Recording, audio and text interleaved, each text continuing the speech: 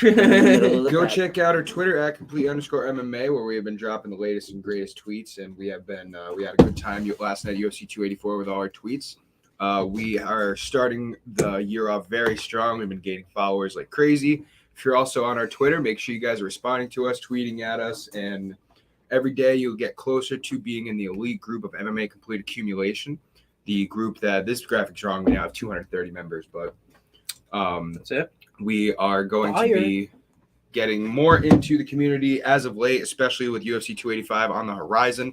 So make sure you guys are tweeting at us, corresponding with us, and we'll get you in there. It's the best way to communicate to us, get your opinions and voices heard. And who knows, maybe one day you'll be on the podcast. Let's get back to the show, and boom, we're live. Hello, gentlemen, not ladies and gentlemen. Hello, gentlemen. What's going on, people?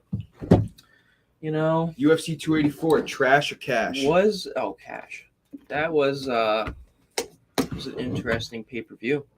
I think the right decision was made. Way better than I thought it was going to be. I got to tell you. Very competitive. Very competitive. The card was like, it was a little underwhelming, but the main card I think fucking delivered.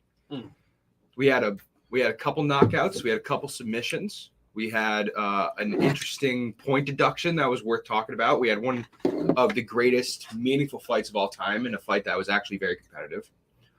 And the crowd was nuts. Best crowd of the year. We had some debatable fights. Like, overall, out of 10, what are you giving this card? The whole experience. Me? All right, I will go first. I will say, 9's really good. 10's fucking every fight. I can see, let's say 7.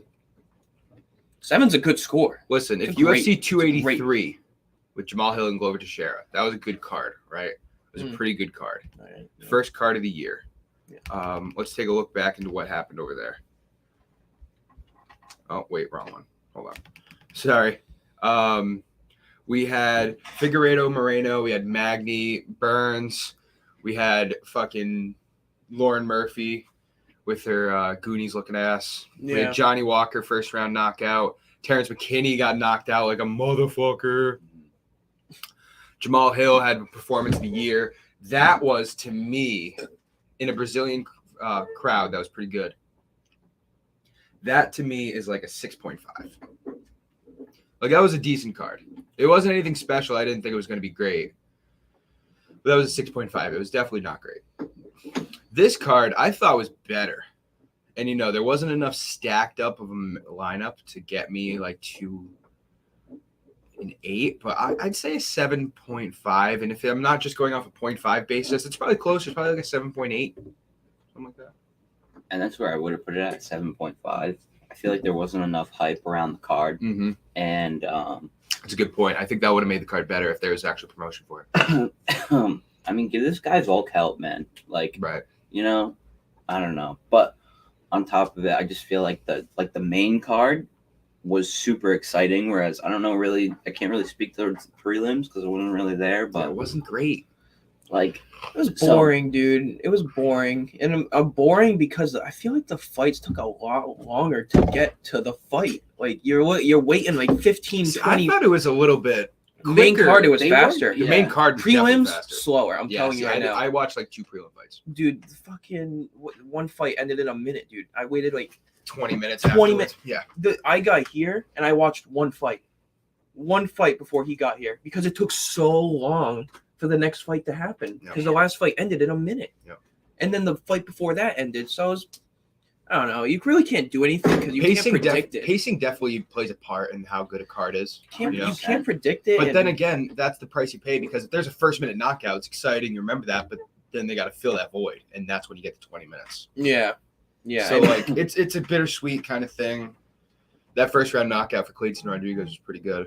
Oh yeah, he was filthy. I mean, he can't make weight, but I mean, that's another thing. Like, should wins count as a win if you can't make weight, or should it be like you won the fight? I think so. I mean, but should it be like another like statistic? You know how they have 101 and like maybe they should put like another one, like maybe like like a parentheses, like one next to that's the no contest in the parentheses. I get what you're saying. It's a really good point. I don't know how they could really track that. I mean, I get it. You can totally track it like during. Yeah, I don't because know how you can go back and track all that shit. how many fighters really miss weight more than once? Is there ever like some do, but I Some. mean like percentage wise, like 5% of all of them. I don't know. 700 fighters. I feel like that's like fan like bias. Like if you're a really good fan in the UFC and you watch them a lot and you want them to like be really cut and clean and follow the rules, then I feel like you're more towards them. But I feel like if you're the more casual fan, you don't really care. You just want to see them bang, right? Yeah. So I don't know. People cared with Kamaev, dude. I don't know. Yeah, it's tough. But 7.5 for this card, I thought it was pretty good. Makhachev Volkanovski, 5-round unanimous decision for Makhachev. 48-47, 48-47, 49-46. Oh no, excuse me. 2 49-46s, 1 48-47. Only one judge gave 2 rounds to Volkanovski No, I think you had it right the first time. because every judge gave the 5th round to Volk. One judge gave the 2nd round to Volk. That was it. No, I think 2 did. I can check. Yeah. One judge gave the first 4 to Makhachev. Yes.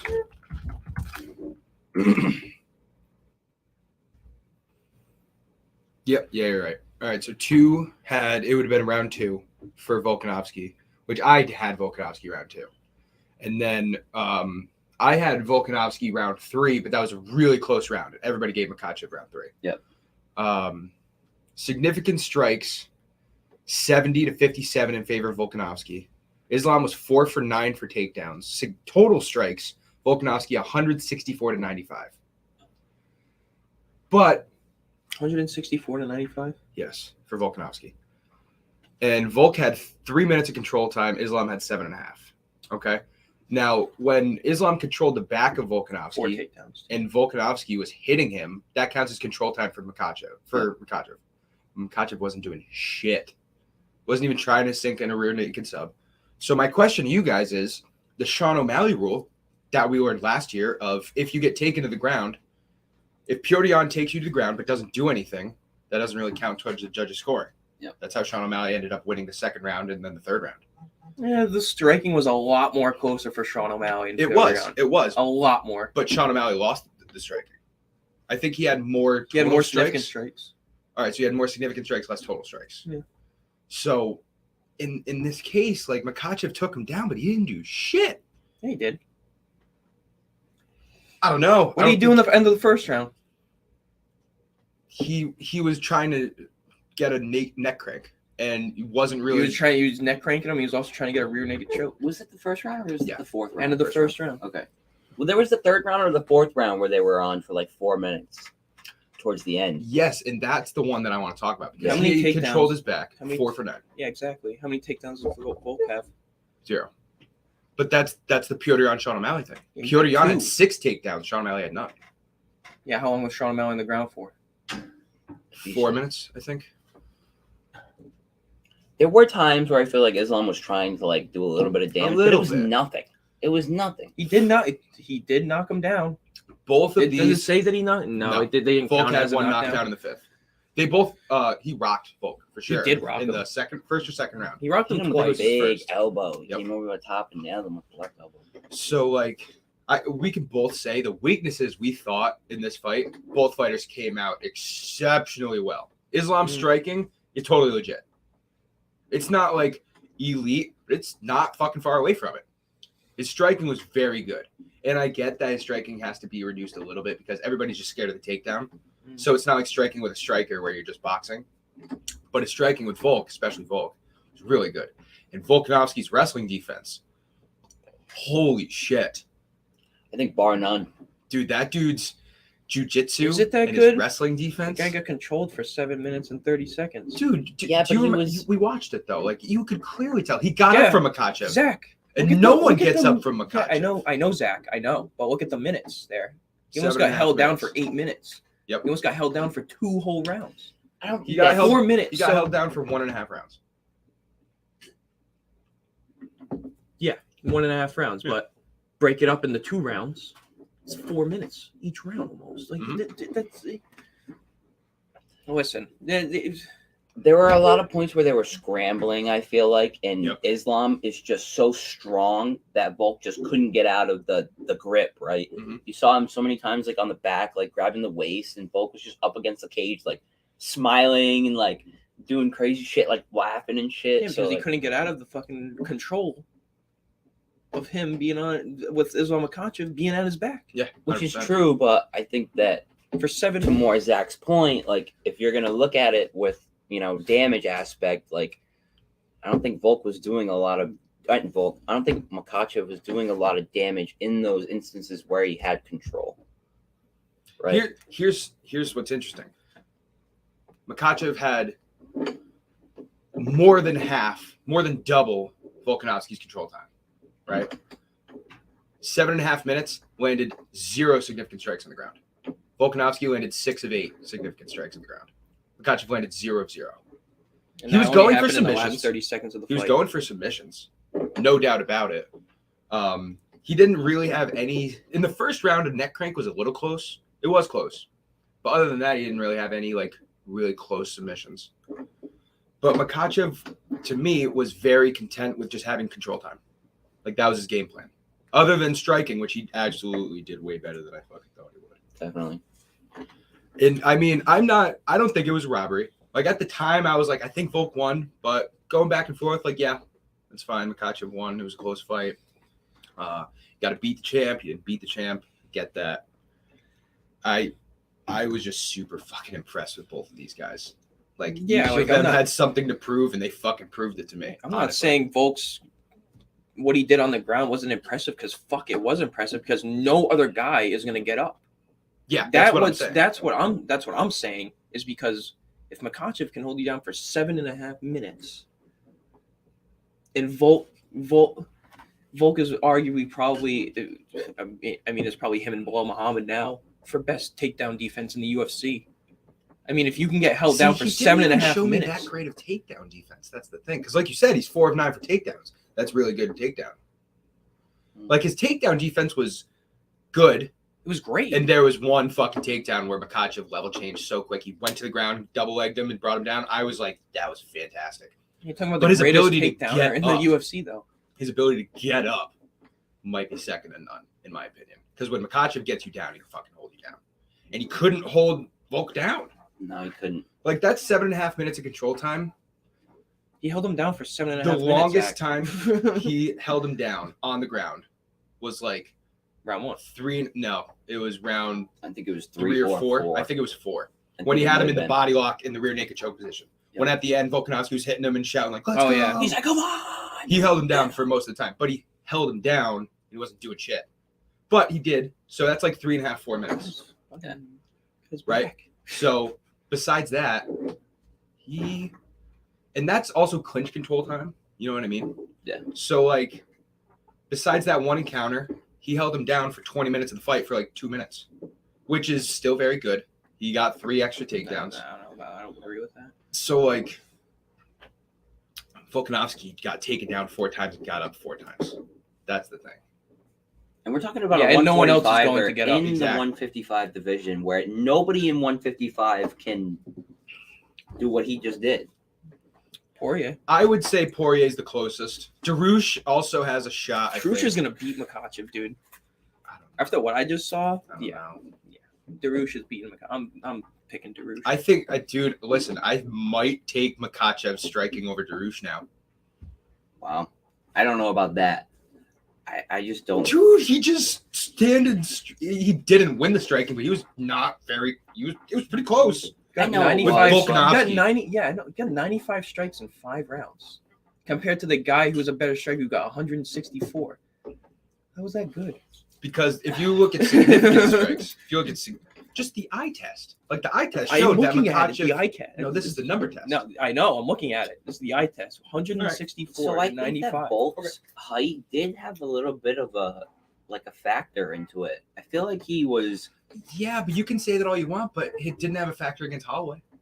No, that's true, but I don't know. I feel like Holloway the didn't take him heavier down 4 times either. 185 Makhachev, you know what I mean? Like he was dancing in and out of the pocket, trying to get in and land combos, and it just wasn't happening. Right. Like I feel like Islam was just too big, and he was investing a lot into the body too. Volk, you know, and I feel like he absolutely was. His height. Body shot. Well, look at this. Body shots. Volk was 21 of 33. Makhachev 18 of 20. That's some great accuracy. That's 90% accuracy for body shots for Makhachev. I didn't think Makhachev really had that many body strikes, but he was throwing a lot of knees too in the clinch to the body. Head strikes was 36 of 72 for Makhachev, 37 of 96 for Volk. So only one more headshot for Volk and a far less accuracy for Volk. Makhachev significant strike accuracy 60%, Volkanovski 48%. Look at round 3, dude. Look at round 3. Good Makhachev's accurate, striking is more to what you're saying. Round 3, close. 16 to 14. Look at how many strikes he's thrown. Look at how many Makhachev's thrown. If you look at the lands, though, it's only 2 different. Yeah, I know. It's way better accuracy who would you rather have? For Makhachev. Exactly. I'd rather be Makhachev. Makhachev was really good at sitting in there and being calm and then throwing strikes when he needed to. Another part, and I know this doesn't count towards the judges scoring at all, but another part that we could easily see is that Volkanovski could go another 5 rounds. Like, he looked fresh. And Makhachev didn't look gassed, but he was definitely more gassed than Volk. And again, that has nothing to do with the judges scoring. It's just interesting to think about. And they were really sweaty, too, and I think that... Would you ever think that, I don't know if this will probably never happen, but would you be down to see, like, a fucking 9-round fight or something like that? Like, boxing goes 12 rounds. You know what I mean? But how I wanted an encore. I was saying. I don't think that fighters would have that amount of cardio and a chin. Well, apparently some do. That's what I'm saying. I guess. Volk fucking probably does. But could Makhachev have gone any more than one more round in that fight? I think he could have. Yeah. I don't think he'd be at his best, but I think he could go another round, possibly two. He just ended that round on his back, and after getting knocked down, he got knocked down. Rocked. So he was he rocked? Was he rocked and less winded? I don't know, probably. But those are the two best. Those are the 2 best fighters in the fucking 2 best cardio fighters in the UFC right now, by far. Cardio's tough. Like, listen, there's some cardio. People, there's some fucking cardio kings. Israel Adesanya never gets tired. Colby Covington never gets tired. Even if you want to say, like, Kamaru Usman. Kamaru kind of got tired. They never made it 5 rounds. All of those guys have. Not when they lost. What? Not when they lost. They lost in the 4th round. They couldn't go another round. Who? What do you mean who? Adesanya. The guys I just said? Adesanya's been 5 rounds many times. I know, but his last fight, what happened? In the 5th round. Exactly. But that's one fight. I'm saying, like, he goes 5 rounds a lot. Yeah, what I'm saying is... he doesn't get tired. Volk had way more at the end of the fight than Adesanya I think Volk probably has... What I'm saying is Islam Makhachev has just as much as Adesanya, if not more. Right. I'm not saying Adesanya sucks. I'm saying theirs is way better. I don't know about way better. I think it's very fucking close because Adesanya just... All right, it's not way better. It's better. It's better. Yeah, you can argue that. You totally could. And Makhachev, it was his first time going the distance, too. So you answered another fucking question. You can go the distance. He's really fucking good, man. Makhachev was already great, and in my eyes, got a lot better in this fight. By the way, so did Volkanovski to me. Let me ask you this. After this fight, who gains more fans in the UFC? Well, I'll answer that. Before the fight, I would say Volkanovski had more fans. At least more American fans. Really? If you want to count Russian fans, there's like fucking a billion of those motherfuckers, so he probably had more like internationally. Mm-hmm. But in America, I would say Volkanovski had more fans. Yeah. And I think Makhachev gained more fans that way. Because I don't think there's a whole lot of more fans that Volk can get. Like, if you're not a fan of Volk by now, you're not going to be a fan. That's true. But so a lot of people might think that Makhachev was boring going into this fight, and they're tired of the Dagestan wrestle fucking style. And you just saw that he could have a competitive fight striking. Like, I think a lot of people became Islam fans last night. I don't think he's as good a striker as you're saying. I just think that Volk got a lot of hype. I don't think he had anything to lose going into it, and I think that he's going to be one of the ones that put one of the best fights up with Islam for a little while. I think Islam is going to wipe the floor with everybody in 155. I don't know. I'll tell you what, if he does, that puts a lot more respect on fucking Volk's signing. And if he goes out and finishes Darush and Poirier, now you're like, okay, is Volk the second best lightweight in the world and the best featherweight in the world? I don't know, man. I said last night, I think Volk could beat Poirier. I want to see that fucking fight. I know That would Volkanovski. be- It's very uncommon for guys to go up a weight if they didn't win the champ status. But I would love to see Volkanovski fight more lightweight fights now. Yeah, because he's gonna wipe the floor with Yair Rodriguez, dude. Everyone knows that. After what they just watched, like how is Yair Although I Rodriguez will gonna say, fucking beat Yair him? Rodriguez getting a submission win It's is very interesting. impressive to me. I think that Yeah. just added something else to his caliber. Got a submission win off Josh Emmett. I would say But he was beaten up. Yeah, he Josh was. Emmett bad. Those He got knocked liver down one kicks, point. He did. It was an exciting fight for a round and a half. It was a great fight. Yeah. Yeah, Volkanovski. Yair Rodriguez kicks, man. He throws kicks faster than some And people they throw are jabs. quick, and there's That's no so tell. fucking crazy. Yeah, it is. It was the first time I watched a fight live of Yair in a while. I didn't watch the Max fight live. I rewatched I it. saw the Brian Ortega fight, which was like, Yeah, but that was like in the second round. Ortega fucked up his leg. yeah. Right? Mhm. Yeah. Yair Rodriguez, the new interim featherweight champ. We saw Jack Della Maddalena get another first round finish. That dude's for real. He might get ranked. Jack Della Maddalena He might should get be ranked. ranked. Well, you think about it, it's in welterweight, and that's a fucking stacked top 15, right? So would you put him above? I'd put him above Li Jingliang. I'm putting him up. But Following Michael Chiesa. that might be where it stops. I think Chiesa is ranked too high. I think he should be Yeah. closer to 14, something like that. Do you think he beats? Do you think he beats Jin Liang because of his ground game? Do I think Chiesa beats Jingliang or Del Maddalena? Yeah, Chiesa, Jingliang. It's also been a while since we saw Chiesa fight. Chiesa hasn't fought in over a year. He's been Was hurt, that the right? fight that we saw where he like rolled on the ground? It was like crazy. He was about to get rolling, him in a submission, and then the other guy and then Luca reversed him, spun out of it and put him in a Darce. put him in a Darce Yes. choke and submitted him. Yeah, he's a commentator too. So yeah. he's a bitch. I You think wanna know why? Della Maddalena Remember he- beats Luque. Remember he tweeted at us? And he's like, "Don't tweet that. Yeah. Delete that." Yeah. Michael Chiesa, he's like, "Delete that tweet." Like, all right, buddy. I can think delete it. Della Maddalena beats Jingliang. Pereira is interesting because Pereira has such a weird style.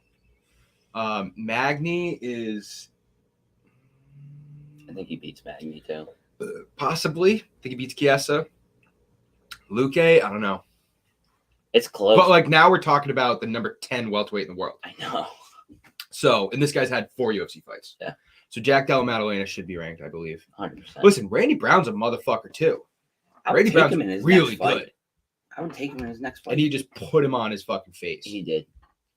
And then what else did we have in the main card? Jimmy Crute and Alonzo Menafield on a tie. That was nuts. So Alonzo Menafield, Jimmy Crute gassed the fuck out in the first round and was getting beat on. He was like back mounted, and Menafield was just beating the shit out of him. Second round, most of the same thing, a little more standing. But Menafield got tired at the end of the second round. Jimmy Crute kind of put pace on him because Jimmy Crute, he got gassed in the first round. He kind of got rocked, but he got more gassed. And then he just didn't empty out his tank. Like he kept going for 3 rounds, even though he was gassed. It was pretty impressive, even though he was getting his ass kicked for most of the fight. Yeah. And then the third round, Awesome. Menafield was done. And Crute went for a takedown up against the cage, and Menafield grabbed the cage. So he couldn't take him down. And right away, Mark Goddard Oh, you stepped in didn't and see took a this? point down. Really? No, took I a didn't. point. Oh yeah, actually. you This is weren't right here. before he got Yeah. I walked in right as they were like Yeah, dude, announcing who fucking won. motherfucker the grabbed the- scores. He He grabbed the would cage. have taken him down. Yeah. And that's part of the rules. If you grab the cage during a transition, it's an automatic point deduction. Should Mark be. Goddard stepped right in there, took a fucking point Should be. real quick, Great, and put him great. right back in the same position on the cage. That's awesome. Like Mark Goddard had an amazing day yesterday, I I think. thought you were questioning it when it happened. I did because I didn't see it. I was like, I want Oh. to rewatch that. I want to see it. And then I saw it. I was like, yeah, Yeah. okay. And so Menafield won round 1 and 2. Crute won round 3 with the point deduction draw. Which is nuts. We also saw Justin Taffa knock the fuck out of Parker Porter, who takes the cake for the best body in the UFC, by the way. Parker Porter is lean, mean fighting machine. Alpha man. We talked about Takugov lost a split decision that a lot of people said he shouldn't have. First Bro, fight of we the night. almost, dude. We literally. I literally was gonna switch, except it was the fucking number. Yeah. What he said it. I'm like, he's minus 625. You might as well just fucking ride it. You know, everyone was like, wow, like this guy he's facing is actually like, pretty good. We You know what I all mean? talked about it. We were all like, talked about it. Like it's not Like we all had the vision. The guy he Just fought didn't also fucking came in execute. on a short notice. He looked really good at the weigh-ins, man. Mm-hmm. By the way, who else? Oh, Bukaki against Tyson Pedro. He came in on a week notice and fucked up Tyson Pedro, who is Australian. And He looked Bukakis awful. fights out of England. Awful. So he flew from England to Australia on a week notice and fucked up Tyson Pedro. That is impressive. Tyson Pedro looked awful Yeah, after he the did. first round. He He had kicked socks. ass. Dude, he had socks. He sucks, dude. He No, has no it gas was. tank. No, Fucking good. sucks, Guy has bro. no fucking gas tank. Go So for a run, Modestus dude. Bukakis, Go to Wiedemann Woods. Go for a hugely run. impressive win. Jamie Malarkey beat Francisco Prado. Francisco Francisco Prado no longer undefeated. Go for a How run. was that fight? Was it a decent fight? It was pretty one-sided. I didn't watch it. Yeah. But I saw the stats. It was pretty one-sided. And that's it. That's UFC 284. Pound for pound, number one fighter in UFC is Islam Makhachev. Congratulations, Islam. Volk stays at number 2. Did Khabib say anything about this, or was he quiet? He didn't post anything. No I one's didn't heard see anything. I didn't see anything. Nothing. He's. I'm sure he was with his No wife video? and kids, gave him a hug, I'm sure he called him after the fight. Yeah, I'm surprised it's not a statement. Like, congratulations. Next week, by the way, is a dog shit fight night. I'm just saying. No, this is the best one. The main event, Come on, the this is main what we event, stay up Talia for. Santos versus Aaron Blanchfield. I don't know if Oh, you guys care dude, about I it, am- but this is a really good I am fight. losing sleep about this fight. This is the next flyweight contender between the girl that just brought Shevchenko to a split decision, Talia oh Santos, no, wait, and Aaron Blanchfield, who no, is 24. that's not the fight. That's not the fight. Just Andrade is stepping in. Happened last night. What? Yeah, Jessica Andrade is stepping in. Pretty sure. Yep. Yeah, Talia Santos. Oh, really? Santos flew out? Andrade. All right, this is even more interesting. Yeah, Andrade is the under. She just fought. Yes. Just fought. She is the favorite at minus 190. Blanchfield is plus 160. Aaron Blanchfield is 23 years old. Aaron Blanchfield is a 4-inch reach. Well, Jessica Andrade always is shorter. Jessica Andrade. She's a Knock motherfucker. this bitch out. And Jessica Andrade is the only women's fighter that all the time goes from flyweight and strawweight. She's always competing in 2 different divisions. Blanchfield just fucked up Molly Meatball, right? Yes. With the Submitted her in the first round. And then not impressive win. Yeah, That's Molly not doesn't an have impressive her. it's win. not an impressive win, no, but Well, she did dominate. She her. did fuck her up. Yeah. Like that. I'm gonna This girl's 23. have to go with Andrade. When do you ever see a 23-year-old make a run? Okay, it never happens, dude. Never happens. The winner of this is getting the next title shot. By the way, Shevchenko fights in March, so we won't see the title shot until Oh well, yeah, Manon Fiorot too. The winner of this is top 2 contender in the flyweight division. You think interim belt? I think there should be an interim belt, dude, because I don't at think this you can point- because Shevchenko is compete. Like I get what you're saying because Shevchenko's not going to lose, but you can't just make an interim belt because the champ. An interim You belt can. should be because the champion's not defending their belt. Like when you see a title not be defended for a year, that's when you should have an interim belt. Or in this case, if Volkanovski is going to go for another belt, that makes me even more. That makes it even more of a reason that there should be an interim belt. If Volkanovski moves up to fight, Shevchenko's moved up to fight before. Yeah, You know, she she hasn't done it in a long lost in time. how many years? She hasn't done it in a long time. Yeah, but how long has she not lost? Like, there should be another champion. There should be. Like, come on. Like, Do you think should we have be more multiple belts? promotable for more prestige. I see what you're saying. It's not a bad idea. I think that lowers the integrity of the belt, though. But then you can defend their maybe you got to defend the belt once to get that title shot because listen, dude, I mean Shevchenko is not losing. Maybe she will like Amanda Nunes, but it's going to have to come out of left field. You know what I mean? But let me flip it on you. Left field. Let me flip it on No you. one's going to beat her. Should there be a lightweight interim belt? Because no one's beaten Makhachev. I get it's different because it is way different. It's way It's different. not He's only way different. Yes, But it is. He's had the belt now for almost a year. He's fought twice Right. with the belt. He's defended it twice. But no one's beaten him. Yeah, but he's defended it twice. Okay, so should bantamweight have an interim belt? Would you say the champion is as dominant as Shevchenko? Bantamweight is actually an interesting one because you could give Wallace Willie the interim belt because Wallace Willie isn't going to fight. Give Sean O'Malley the belt. Duh. Well, you'd have a fight for it. You wouldn't just give someone the belt. But Wallace Well, Willie. yeah, versus- you Wallace can't give Willie Wallace Willie versus- the belt either. You don't think Sean O'Malley should be it? If Sean O'Malley's going to be the next one to step I up? like the idea. It's a good idea, and I think it would make some really interesting fights. I don't like what it would do to the. It's more promotable, dude, and plus that would be more fifth round fight for a girl. You can put girls at co-main. But then I gotta say, you want to fight the champion? Well, you got to prove to Dana White that you can defend the belt once or twice to beat the champion. Jim Miller versus Alexander Hernandez is actually a low-key really good fight. OSP versus Philip Lins is not a bad fight either, but this card is crap.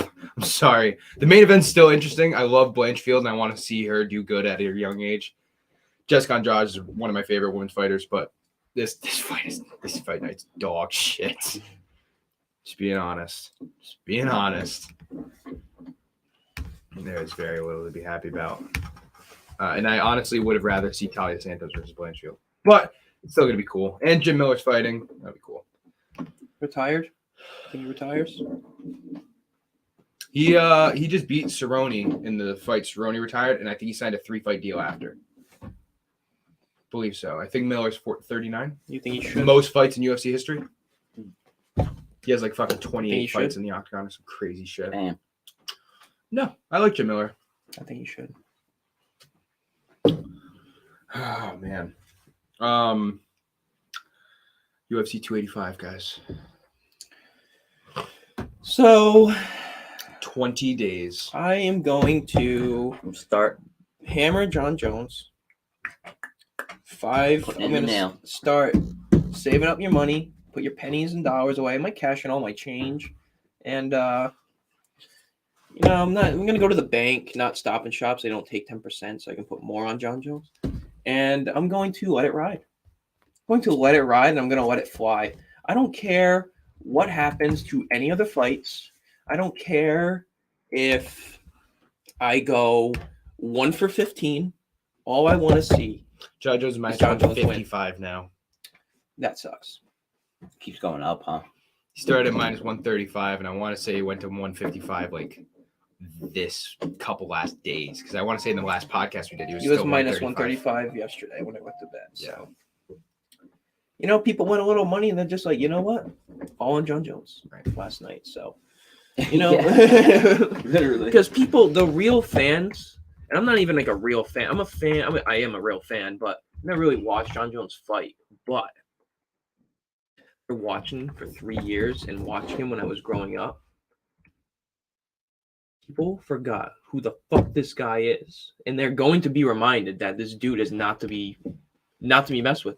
Where does he get ranked after he beat Cyril Gane in the pound for pound? That's the big question, man. Is he arguably should be number 1?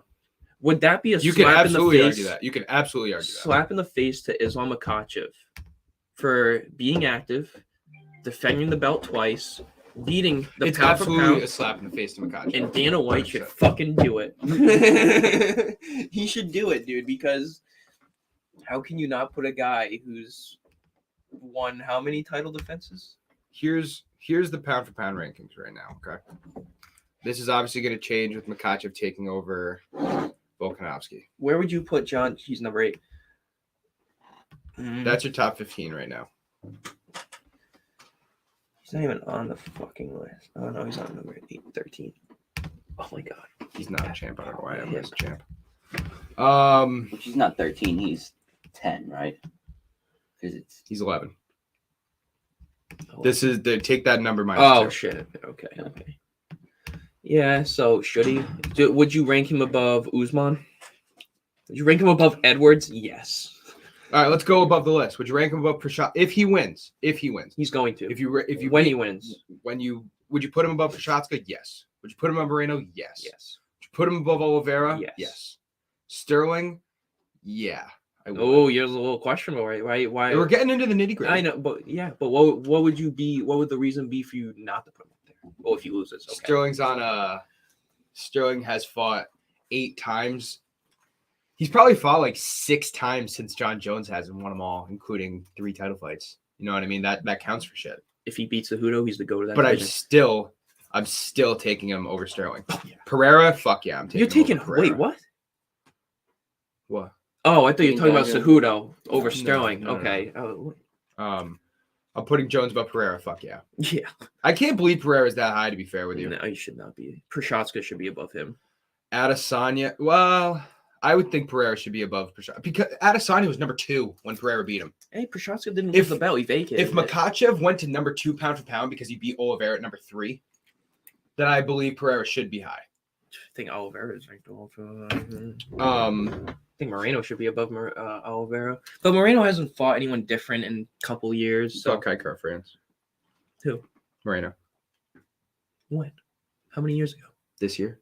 Or like Yeah, September. he's fought Figueiredo like July. 3 times in a row, dude. Right. He needs to fight someone else. He's No, legit though. no, He's like, legit. Like In that interim he's title legit. fight, it was in between the 3rd and the 4th fight that just happened. Kai Car France, Moreno beat him in like July of last year. June and July. That's the only person he's fought differently in the last 2 years, though. 3 years. I think Moreno's legit, dude. His striking is really good. His grappling's elite. Would you put Jon Jones above Adesanya? Yeah. Yeah. We're getting into the nitty gritty. I'm probably ready to say yeah, but it's tough. Adesanya, Put him above Usman. 5 title defenses. Well, yeah. Here's the thing. My list is so different. Don't pay attention to my ranks right here because this is not updated, by the way. Don't pay attention to that. Poirier is number 12. Jesus Christ. That's too high, Poirier. Yeah, like, Oh, come on, bro. yeah. Robert Whittaker should be above him. I also don't think Leon Hill. Edwards should be number 3. Who the hell is Hill? Jamal Hill. Oh, okay. I don't know. That's tough though, Leon. I don't think he's on Leon should be number 3. He's on a really No. long fight win streak. Listen, Hill listen. is Leon If- number 3. If Pereira, He's just because 9 wins Usman in was a number row? 1. Yeah, 9 wins in a knocked row? him the fuck He out. knocked out number 1, pound for pound. That's why. I know, saying no, it's I right. know I'm why. just No, I saying. know why, but I'm just like, I'm putting. lost the battle, Here's my thing. Okay. lost If the I battle, had to make this ranking, won the war. I'm going Yeah. Makhachev, Volk, Usman, Adesanya. Those are my top 4 in that order. I'm putting Usman at 3. I'm putting Adesanya at 4. Makhachev, Volk. And then I might put Sterling at 5. Leon can drop down the list. Pereira's dropping down a little bit. Makhachev, Volk, Usman, because I'm iffy about Usman and Jones. Makhachev, Volk, Usman, Those are the only Jones. Those are the That's what only it 3. is. So That's what it Jones or is. Usman. Usman. That's Remember, if Jones wins this fight, if Jones wins Cyril Gane, No, beats not Cyril if. Gane. Gotta stop saying it. if Jones When? beats Cyril Gane, I would arguably put him above Usman. I would. I'd put him above Usman. But then dude you get hasn't into the question. lost. Then you get into the question Hasn't of like, lost. how good is Cyril Gane? Good. Because Cyril Gane lost to Ngannou. He loses to Jon Jones in the scenario. Who's he beat? You know what I mean? Yeah, but how, I think he how beats Stipe. His only loss is to Francis Ngannou. It's a pretty good loss record if you lose to Oh, Francis 100%. Ngannou and Jon Jones. But let's look at his it's win not record. that bad of a loss record. You know, he beat Tuivasa, Derek Lewis, Volkov, Rosenstrike. Those are good names, but he hasn't beaten anyone great. He's gonna lose to Pavlovich. I can tell you Didn't that beat right Blades. Didn't beat Miocic. Never fought Pavlovich. now. Pavlovich fought is beating Aspinall. Blades. Pavlovich is fucking Pavlovich Blades up. has not beaten Blades. No, he He would will. beat Oh, okay. Blades. He would. So like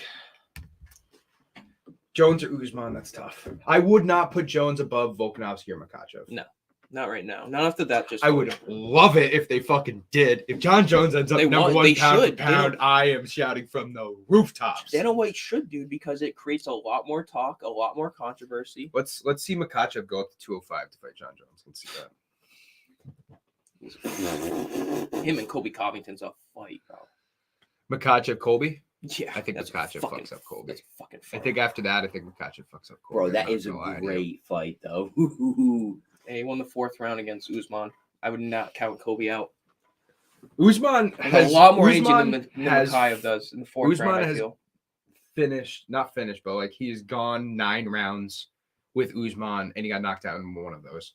But he went 9 rounds with Usman. I'd argue he won 4 of those, but it's probably 3. Jesus. Yeah. I know a lot of judges on those scorecards agree with me, by the way.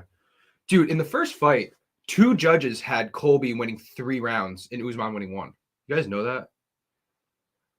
Like, I if think that Colby- fight I went think 2 more Colby- minutes, Colby would beat Usman. That's why I think Kobe could beat Makhachev. I can't wait. I gotta go to the bathroom, dude. All right, you're fine. Colby Makachev, that's an interesting one. We gotta have a new segment of like fantasy fights. Like we haven't done that. We haven't done that in a little while. Colby Makachev, I don't know, man, because Colby's biggest thing is pressure, right? Like he likes to push the pace, and I don't think you can push the pace on Makachev because I think you're just gonna get taken down, even if you're Colby. I know. Colby's the cardio king. He's not like strong. You know what I mean? No, So I think Makachev gets him down. First of all, I don't think Colby accepts that fight. First of all, absolutely. I don't think he wants any fucking part of Makachev. Makachev is staying right where he is, and he's gonna mop the lightweight division. I'm telling you. Makachev's one of those guys that I would love to see go up, though. Oh, 100%. To fight at welterweight. Mm-hmm. That's really interesting. I think Volkanovski and Islam both, like, if they moved up, they would have a chance to, like, catapult their division into, like, chaos. Because they could, like... And Usman? Well... No, I agree with you. That's an interesting take. Like, Usman to middleweight, that's... There's a thing about Usman that is just coming out really now because Joe Rogan exposed it, but Usman has terrible knees. Usman can barely walk on concrete. When he goes up and down stairs, he has to go backwards. That's what he said? His knees are fucked. He's constantly having to drain his knees. That's awful. How the hell does he fight? That's the thing. Like, everybody says, like, I don't know how the fuck he fights. Usman, like, is going to replace his knees once he's done fighting. That's when I heard that, I was like, that's really fucking interesting. And he's won like what? Like I think he's 13-1 in the UFC. That's ridiculous. Yeah, it is. It's absolutely ridiculous. And he's mopping guys up for like his first 10 fights in the UFC. I mean, shit. Before Edwards, he had like one close fight. And that's like it. That's it. The second Colby fight, you could say the first Colby fight was close. I don't agree with that. I think Usman was fucking him up. Yeah. But the second Colby fight was his closest fight. Definitely. And that shit was crazy. That was a good fight. I mean, he went 5 rounds with Jorge, but he won. Clearly, he won that. Yeah. And then he knocked Jorge out cold in the next fight. Cold. Knocked out Colby, knocked out Burns, knocked out Masvidal. You know? Like, he's fucking up everybody. And he was beating Edwards. He's really fucking good. And he's doing it on shit knees. On terrible knees. That's crazy. It's crazy. I gotta say, though, Usman should retire while he can, though, because I think Shavkat Rakhmanov's coming. I really believe that Rakhmonov is going to be the future of that division, especially if Chimaev can't make 170, which I don't think he's going to. I don't think he is either. He doesn't like cutting weight. Swole. Like, I think he's going to have a weight cut for 185. 100%. He's a big... I think he's walking around at 205. He must 210? Because you got to think, like... Think about that weight cut, bro. Think about walking around 205, 210, cutting down to 170. No. Oh! That's That's be tough. Awful. It's real tough. I mean, we look at a lot of these 185-pounders like Charles who have a tough time getting to 155. You're talking about 205 to 170? Right. I don't know. That's tough. A 30-pound, a 40-pound weight cut. Just say a 30-pound. 30-pound weight cut's tough for heavyweights. Much less a welterweight. He's nuts, man. Yeah, he is. Different breed. I got to tell you, the Chimaev-Whitaker fight is very, very enticing. That is very appealing. I don't know how interesting, how explosive the fight is. I think it is, but I'm not sure that it's going to be. But just to be like, dude, Whitaker is a motherfucker. Whitaker is great. Chimaev knows how to fight and knows how to put on a good show. And bang. I think Whitaker and Chimaev have very similar styles. Whitaker is a little better standing. Chimaev's a little better wrestling. But both of them, it's like a little better. And that's crazy. And they're both at a good weight. Ooh. Yeah, that's the thing. Like, what if Chimaev's 10% better because he's not cutting all that weight? It could very well be. He's stronger now. He can grapple better. You know what I mean? That's crazy. He's coming to kill everybody, smash everybody. Come to kill, smash. Smash everybody. I think Chimaev is picking up Alex Pereira and dropping him on his head if that fight ever happens. I think that Alex Pereira doesn't stand a chance. He should go to light heavyweight while he can. That's my opinion. But I also think that about Robert Whitaker. I think Whitaker fucks up Pereira. Maybe not fucks him up, but I think Whitaker wins that. I think it's very, very interesting because we haven't really seen anybody like wrestle Pereira really bad, right? I mean, Adesanya like tried to do takedowns and stuff, but you know what I just kind of thought about.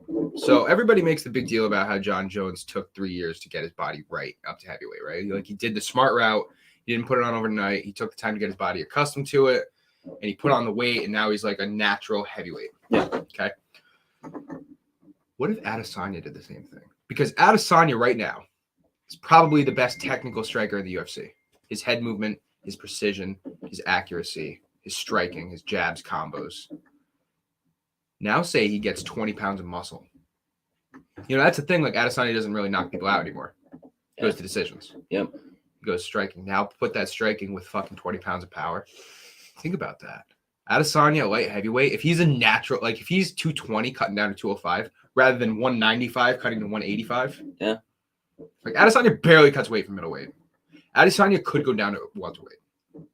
I really believe that. I think so, yeah. I mean, he does have like that skinny, lanky build for Right. it. He would be like the Sean O'Malley of welterweight. Yeah. That would be really good for him, honestly. Well, think about that. Like, who's Adesanya fighting a welterweight? Adesanya's fighting Usman. They've already said they would never fight. Nah. But Adesanya torches Leon. Torches him. Colby versus... Ooh, Colby might be Adesanya. I don't know. Dude, he'd wrestle him. He'd wrestle the shit out of him. He would, but... Adesanya has got good wrestle defense. He Takedown does. defense. He He does. does. Mm-hmm. But we saw Whitaker take him down. We saw Vettori take him down.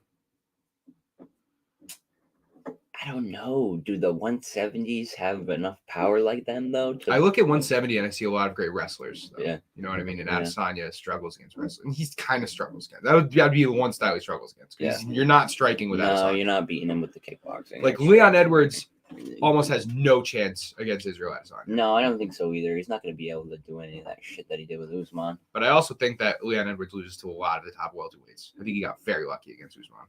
I think you're right. Like Usman's beating Edwards in the trilogy. Covington, I think, beats Leon. I really do. Kamaev definitely beats Leon.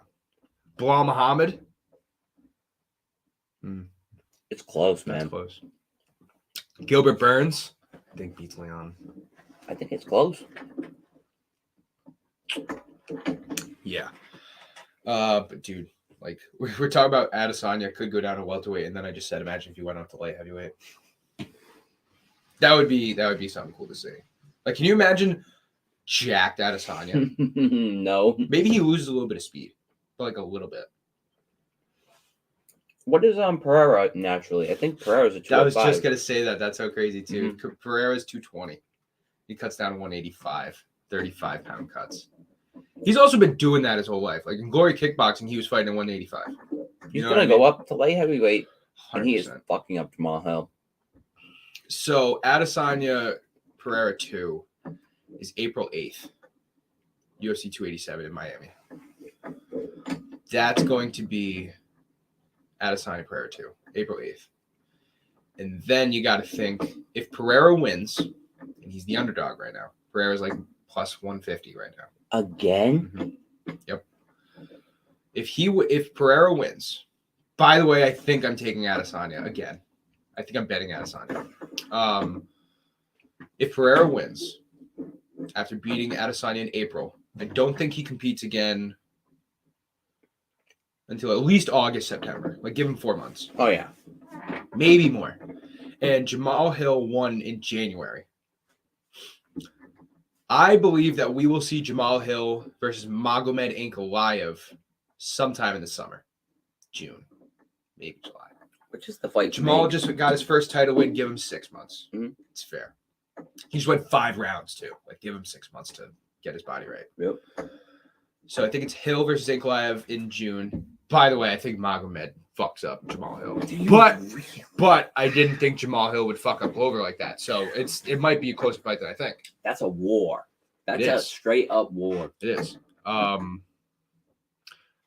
But I think if Pereira beats Adesanya, I don't think he defends his belt again. I think he goes for champ. So, like, if Jamal Hill Ankalaev happens June, July, we might see December or like January of next year, Pereira go for champ. That would be awesome. Imagine we made a big deal about his 4th fight in the UFC being for a title. Imagine your 6th fight in the UFC being for champ status. Is that the quickest rise It might ever? be. It might be. It is, right? I mean, Not only that, but his 10th professional fight is for UFC champ. Because right now he's 7-1. Yeah. 7-1. Yeah. Is he? Yeah. Yeah. 10th fight being for champ. That's And he's got like what, 20 fights in Glory Kickboxing or whatever. more. I think it's like 50. And he was fucking people up over there. Only so. champ in Glory history. Really? Yeah. And he did it at middleweight and light heavyweight. Just what do you go for? Do you think? I just want to talk about the hot take I did yesterday because I think you would appreciate. You think Zabit Magomed Sharipov? He's one of the great unknowns of the UFC, man. Did you ever watch him? Unknown. Oh yeah, we watched him when he did that crazy submission against that dude. Twister.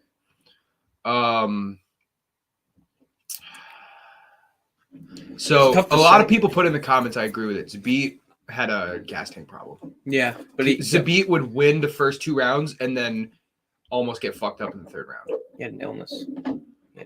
It's one of the reasons he retired. Yeah. He's a doctor now. He retired He to is be a doctor. Dagestani striker, like a Magomed Ankalaev, who obviously can wrestle. Zabit also, like, what's his reach? Because for featherweight, I remember him not being Max Holloway size, but I remember Zabit being a big welterweight. His reach was 73 inches, so it's 1.5 inches more than Volkanovski, which is big. What did you just say? 73 inches. Welterweight? He's in bantamweight. Featherweight. Oh, okay. My bad. They said bantamweight. But, like, look at his wins. He was 6-0 in the UFC. Beat Jeremy Stevens. That was a good win back in the day. Killed Jeremy Stevens. And he beat up Calvin Kattar, too. Unanimous, too. So he didn't have, like, a lot of sample size. But he retired, or he stopped fighting as the number 3 featherweight in the world. 6'1" as a featherweight. That is big. Max Holloway's 5'11". Yeah, this guy was a fucking tank, dude. Holy this guy was shit. a tank. He would probably be I think he would be the champion. And look at his takedowns: 11 takedowns, 5 takedowns, 6 takedowns, 3 takedowns. That's as a striker. This guy was predominantly a striker, kickboxer. Wow, this dude was a fucking tank, dude. He's only 32. He stopped competing when he was 28. Wow. So early. He had an illness and wanted to. I mean, it's so hard to say career. no to that because he had the fucking huge potential. So you can't really say no, he wouldn't have beaten Volk, but I think that it would be a really close fucking fight with Volk. I think it'd be very similar to the fight we just saw. Truthfully. Zabit might be better striking than Islam. I think he probably is. And he's taller than Islam. And he has longer reach than Islam. But he's not as strong as Islam. That's the difference. Maybe. Can't say that. Guy got 11 takedowns in one fight, 6 takedowns in another fight. Okay, he's not as jacked as Islam. Like, he's like skinny. Yeah, he's 145. I don't know. We just saw Dagestani beat Volkanovski in a close fight. It's hard to say Zabit wouldn't. I personally think that Volkanovski would beat Zabit. But if it was a trilogy, I'd give Zabit a fight. I think Zabit would beat him. I think it would be a hell of a fight. Split decision, maybe. It depends how long. Depends how he can go in the 4th and 5th round. That's the thing too. In those later rounds, that's a great point. Having 2 units, because Volkanovski gets better as the fight goes on. 3 unanimous decision wins though. You know, saying he doesn't have a gas tank, but yeah, but he's not fighting like he's fighting Kyle Bochniak. He's fighting Jeremy Stevens, who was like Calvin Kattar 37 at the time. The Calvin Kattar one's definitely impressive, 100%. So yeah, that's all. I thought that was a good take. Like he really could be. We were just talking about the middleweight divisions. I was saying, imagine if Adesanya pulled the Jon Jones, took 2 years off to get his body bigger, and came in as a natural light heavyweight, like cut down from 220 to make light heavyweight. So now you combine the precision, head movement, striking ability of Adesanya. 205. That's what I'm saying. You like cut down from 220 to 205. Oh. Can you imagine the precision, the accuracy, the head movement of Adesanya with an extra 20 pounds of muscle, 25 pounds of muscle? Now you're knocking people out with that precision. Yeah, I think you just get taken to the ground like Blachowicz did and get fucked up. Yeah, I agree. Like Magomed Ankalaev is fucking him up. Yeah, I agree. But I think that Adesanya has great takedown defense. And I think it's a lot like Volk. I think that he would get taken down, but that wouldn't like be the end-all be-all of the fight. Because the Blachowicz fight was definitely telling, but now you're talking about adding 30 pounds. So you're not going into that octagon 30 pounds less than Blachowicz, which is what Adesanya did. Yeah, Adesanya also doesn't even cut weight in the division that he's in now. Right. So it's like he goes down from 195 to 185. He would have to add as much muscle mass as Alex Pereira to fight in 205. Yeah. That's what I'm saying. Imagine if he did that. That would just be it'd take crazy. Years. He would never I still don't think he would be successful personally. I just think he just get ragdolled. Okay. Personally, I don't think he would do anything. He doesn't take people down. Oh shit, that's right. I gotta do a meeting. I was gonna say take me a couple minutes. 12, right? Yeah. You just called me. I mean, I can push it back like 5 minutes, but I do have to do that. So just end it. It's been an hour. Yeah, I gotta go to the store. All right, word. That's UFC 284 in a nutshell. Get ready, everybody, because Jon Jones, UFC 285 is fucking coming. We might talk about Jon Jones. Like, we might mention him a couple times the next week or a couple weeks. Yeah, why not? Maybe. Like, if we have time. Like, Jon Jones isn't, like, that big of a deal, right? Yeah. So, make sure you guys get ready for that. @complete_MMA is the Twitter. And give us a follow. Go follow us. Go talk to us and comment and retweet us. And we'll invite you to the community where we get back to everybody and have great conversation. It's the best thing on Twitter right now. And Islam Makhachev is the pound-for-pound greatest. Yeah. I guess Volkanovski's a very close second. And that's going to do it for us. Make sure you guys tune in Wednesday and Thursday night at 7 p.m. We will be back for our regularly scheduled podcast. Until then,